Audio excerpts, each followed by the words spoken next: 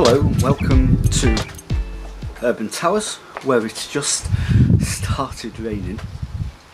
I thought I'd give you an update as to what we're doing with Coloured Earth, and I hope you're all looking forward to coming to the historic Peace Hall for our Coloured Earth Festival this year in August. We have a theme for this year which we've never had before. We've basically we've let artists do freestyle, 3 drawings, which I think is a very creative way of running an arts festival. But for this year we've come up with something slightly different, and we've come up with a theme, and our theme is based upon the history of Halifax, and we have 2 words to our theme. First is pastoral. You can see that. And the second word is industrial. There's 2 things going on, really. Halifax is a small town set in the beautiful upper Calder Valley of West Yorkshire.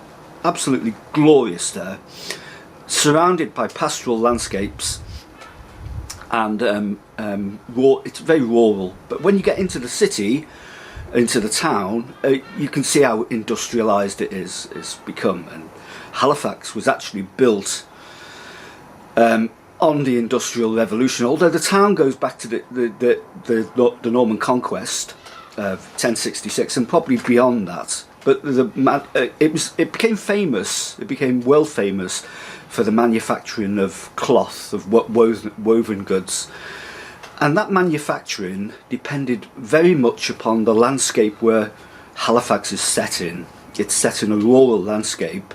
Visitors to the town often found it difficult to get in and out of the town because it was all up and down. It was all up hills, down into valleys, crossing streams, everything. So in the Middle Ages it was a very difficult place to get to. But this setting was perfect. It was a wet, cold climate that was perfect for sheep farming. So it became a centre for sheep farming, and most importantly, the making of woolen cloths. Now, woolen cloth was very expensive in the day. It was like, I suppose gold commodities are today. It's a very expensive product because it was all handmade, and it was handmade in the farms around and the little villages around Halifax, and they used to bring it into Halifax, into a place known as the Cloth Hall, or as we know it, the Peace Hall. Now, the Peace Hall is going to be the venue for our festival this year. It was established in 1779, and it's a Grade 1 listed building. So we thought it would be a great idea for the weaving of 2 words, pastoral and industrial. So we thought we'll weave them 2 words together, because one can't exist without the other. In Halifax, the town depends as much upon the environment that it's in as it does for the industry that it was created. Halifax was closely linked with the Luddite movement, where people during the Industrial Revolution hit out against the fact that we were being industrialised, and they went around to factories smashing machinery and just saying, well, these things are putting us out of work. We don't want this industrialisation, we want a pastoral landscape. So there's that theme, but there's also the theme of wealth and how industry grows a community, and the industry of sheep farming and the making of woolen cloths is closely linked to the prosperity of Halifax as a town.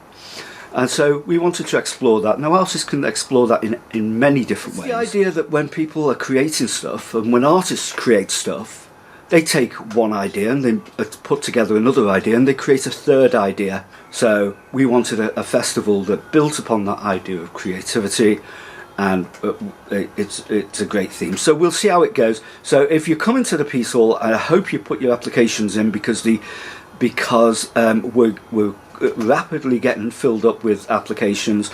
We could still do with more applications from UK artists, so if you're a UK artist, please get your applications in as soon as possible. As you know, we pay for your travel, your accommodation, and there's a stipend as well to cover your food while you're at the festival, and also there's prize money to be won, which is a substantial amount this year for the Alice Coleman Screever Awards, which I'm sure you all know about.